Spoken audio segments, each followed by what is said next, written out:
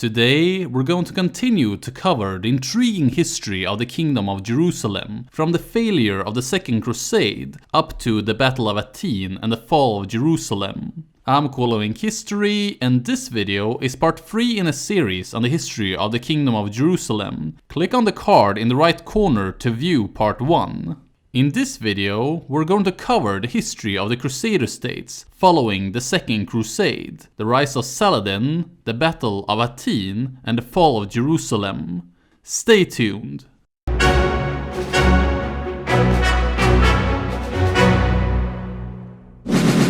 The failure of the Second Crusade had left the Crusader states with a bitter legacy. The Crusader aura of invincibility had been shattered, and the momentum had shifted to Nur al-Din, whom following the conquest of Edessa in 1144, went from victory after victory against his Muslim neighbors, creating a unified Syria while the Crusader states began to crumble apart. As a young Baldwin III became of age, he and his mother, whom became the kingdom's co-ruler, got into conflict with each other, splitting the nobility into two different factions. Tensions grew to nearly explode into civil war, but in year 1152, Baldwin managed to remove his mother and relegating her to the city of Nablus, where she would remain until her death. With his mother no longer being an issue, the nobility rallied behind the young king, whom were eager to show himself worthy as the heir of the throne of Jerusalem. Instead of trying to retake Edessa, Baldwin III turned his eyes towards the southwest. At the edge of the kingdom lay the heavily fortified port city of Ascalon, the last remnant of Muslim power on the Palestinian coast. For decades, it had been a thorn in the side of the Outremer, due to the Egyptians using it as a base for raiding Christian territory. In 1153, King Baldwin made a bold gamble. He gathered all the military resources of the Crusader states and besieged the city, leaving parts of the kingdom vulnerable to the powerful Nur al-Din in the east. Seizing the opportunity, Nur al-Din, like his predecessor Sengi, marched his forces south and besieged the city of Damascus, and managed to capture it, leaving the road to Jerusalem open. However, while Nur al-Din's forces managed to capture Damascus, the Crusaders also succeeded in capturing Ascalon. With it, the Christian conquest of the Palestinian coast was complete, and it also opened the door to future conquests in Egypt. Following the conquest of Ascalon, King Baldwin sought to improve the balance of power in the region to his favor by fostering good relationships with the Byzantine Empire in the north. However, due to some rather unforeseen forces, that would come to be a bit harder than initially expected. In 1149, the Prince of Antioch called Raymond was killed in battle against Nur al-Din, with his widow marrying a new man called Raynald of Chatillon. Raynald was a dashing young warrior, but unfortunately for the Crusaders, also the last person who should be a ruler. The scholar Thomas Madden describes him as cruel, bombastic, and politically tone-deaf. In 1156, he went on a 3-week plundering expedition against the Byzantine-controlled island of Cyprus, enraging both the Byzantine Emperor Manuel Comnenus as well as King Baldwin. The emperor responded with marching an army towards Antioch, with Baldwin agreeing not to intervene in return for the support of the empire's forces against Nur al-Din. Raynald, being without any chance of victory against the emperor, left the city, making his way to the imperial camp and pleaded for mercy to Emperor Manuel. The emperor showed kindness and let Raynald hold the city as an imperial vassal, provided that the city's citadel was handed over to Byzantine troops. After pacifying Antioch, the emperor marched his forces east and besieged the city of Aleppo in an attempt to strike a truce with Nur al-Din, whom the Crusader states was currently at war with. Nur al-Din accepted the truce, preserving the current borders, as well as agreeing to assist the empire against the Turks in Anatolia. The truce would last for several years, and Baldwin thus achieved his goal of improving the relationship with Byzantium, as well as achieve a balance of power within the region. In 1163, Baldwin passed away childless, appointing his younger brother Amalric as successor. Similarly to his older sibling, Amalric looked southwest, towards the Nile to expand and strengthen his kingdom. Upon taking the throne of Jerusalem, the Fatimid Caliphate which ruled Egypt had disintegrated into factional warfare between two viziers, whom both were actively searching for alliances. Before the death of Baldwin III, Nur al-Din had tried to stabilize the region by sending a force led by one of his generals named Shirkuh into Egypt to attempt to restore one of the viziers called Shavar to power. The attempt was a success, but soon after, Shavar and Shirkuh came into conflict with each other.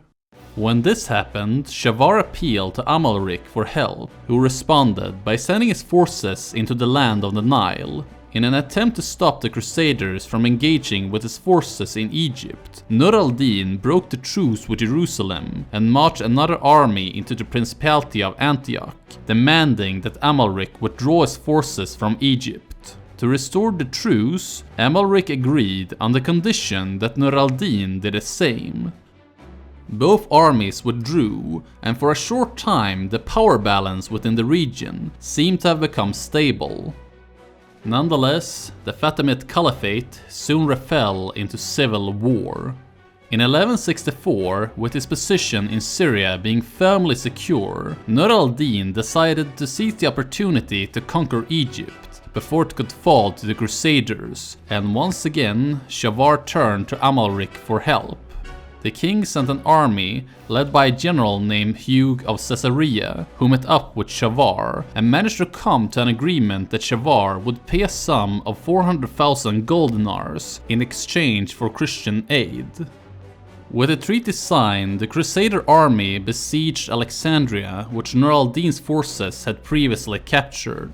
After a brief siege, the city surrendered, as his forces of Jerusalem strode the streets in one of the greatest moments in the history of the Crusader states.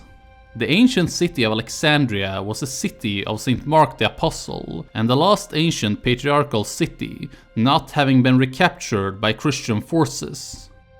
In accordance with the treaty, the city was restored to the Fatimid Caliphate, and the Christians placed a garrison in the city of Cairo to protect from further attacks from Syria, in exchange for an annual payment of 100,000 gold dinars.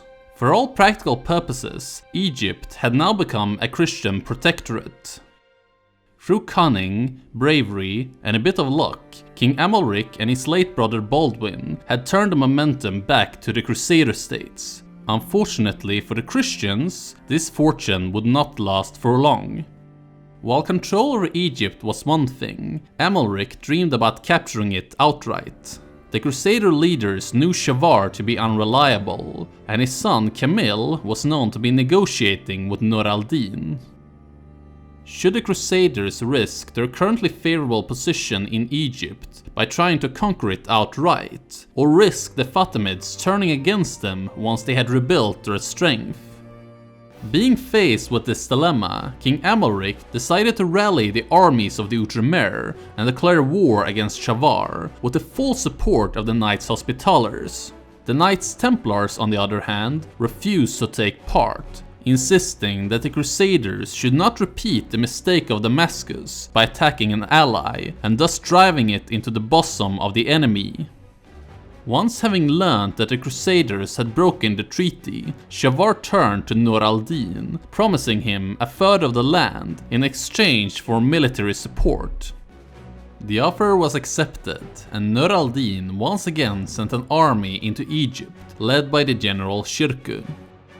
With the combined forces of Shavar and Shirkuh, the Islamic forces managed to bog down Amalric's forces along the Nile, being able to avoid battle, while waiting out the Crusader forces to run out of steam.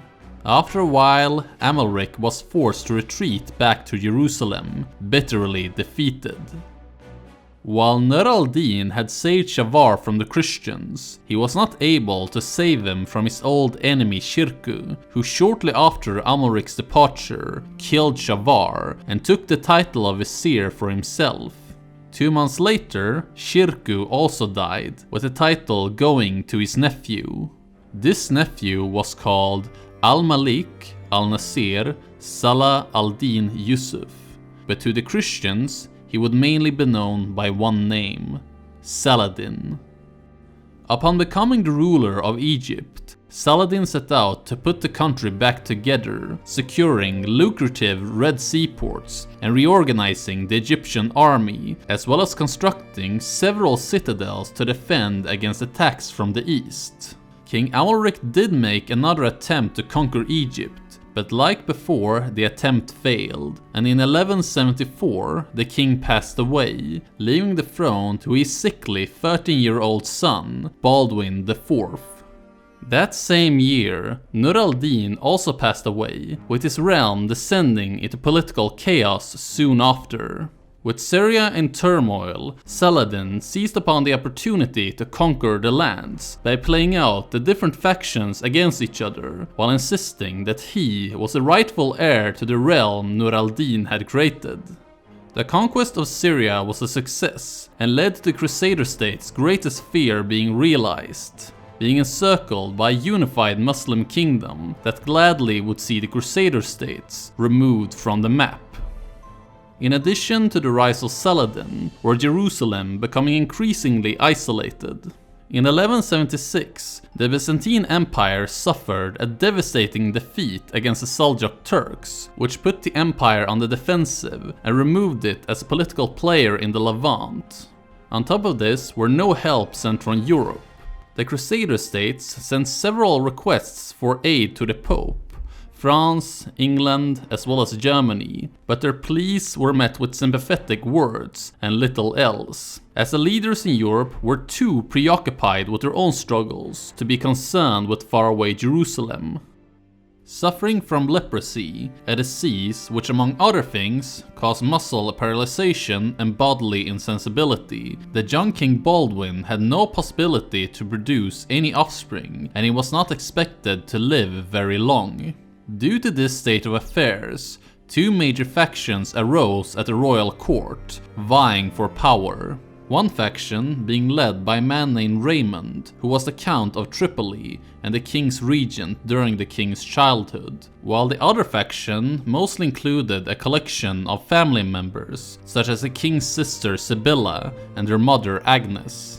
Some additional members were also the by now old Reynald of Chatillon, as well as a dashing young man who recently had arrived in Jerusalem called Guy de Lusignan. Sibylla and Guy fell in love with each other, and once they had gained the king's permission to marry, Guy became one of the most powerful men in the kingdom, being the king's brother-in-law, as well as being granted rulership over the cities of Jaffa and Ascalon. It was therefore no surprise that when the leprosy claimed Baldwin IV's eyesight, Guy was appointed as his new regent. Soon after becoming regent, Guy and Baldwin ran afoul with each other.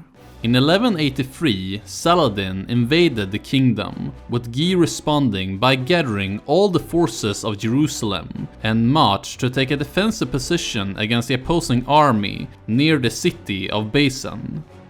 Having a smaller army and better supply lines, Guy knew that Saladin's forces could not remain in the field for extended periods of time, and therefore decided to dig in and wait out the opponent. After a few weeks, Saladin and his army withdrew, with Guy returning to Jerusalem to meet an angry king, who was enraged at Guy's refusal to engage with the enemy. Guy was declared a coward, revoked of his role as regent, and even forced to divorce his wife Sibylla. Guy, however, would not remain in this position for long. After a bit more intrigue, too in-depth to cover here, Sibylla was crowned Queen of Jerusalem after Baldwin IV's death in 1185, and as soon as she was crowned, she remarried her lover Guy, who became the new King of Jerusalem. Not long after becoming king, Guy came into conflict with a man who had become rather synonymous for causing trouble, Reynald of Chatillon. Reinald, whom a few years earlier had become the Lord of Transjordan and Hebron to the south, left the city of Jerusalem after 1185 and returned to his fiefs, to audaciously declare them independent of royal control. For income and enjoyment, Reinald and his men started to prey on the tradesmen traveling between Syria and Egypt. This became a concern for Saladin, since those trade routes were the main means of communication between his two kingdoms, and since Saladin also were looking for an excuse to break the truce with the Crusader states, he declared war on the Kingdom of Jerusalem in 1187.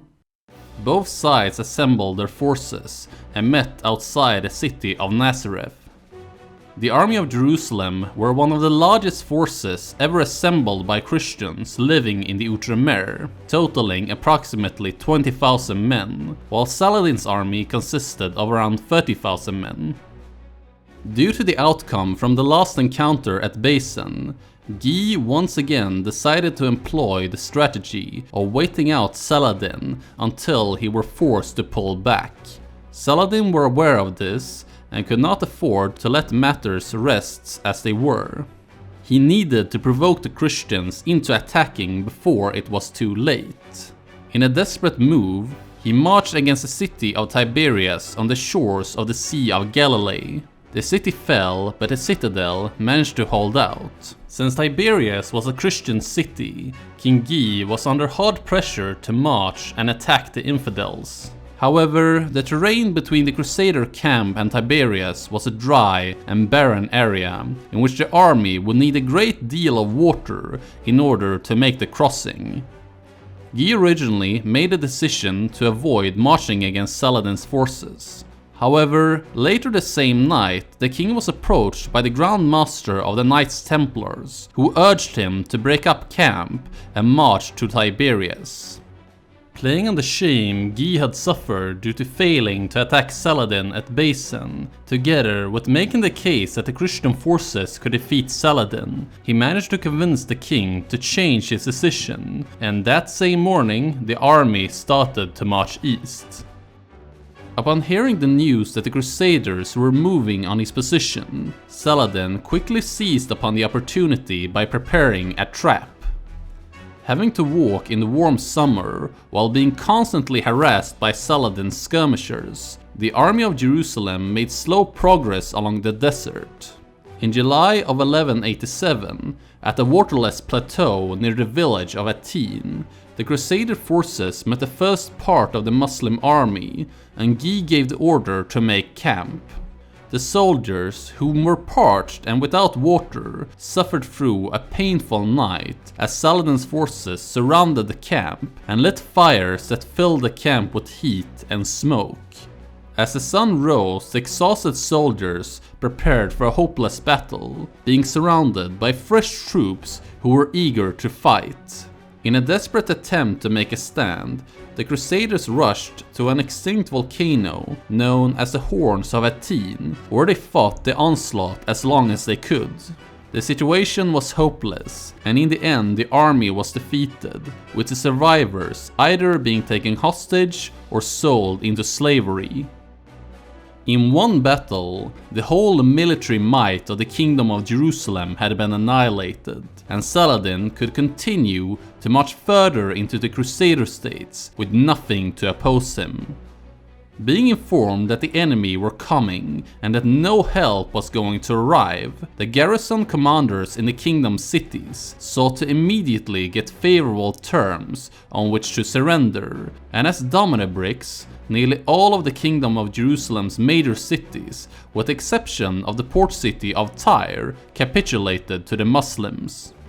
In that moment, it seemed like the Outremer would be pushed into the ocean, but as we will see in the next video, Hattin would not be the end of the Crusader states, as Europe's leaders, upon hearing the news of the fall of Jerusalem, finally decided to intervene.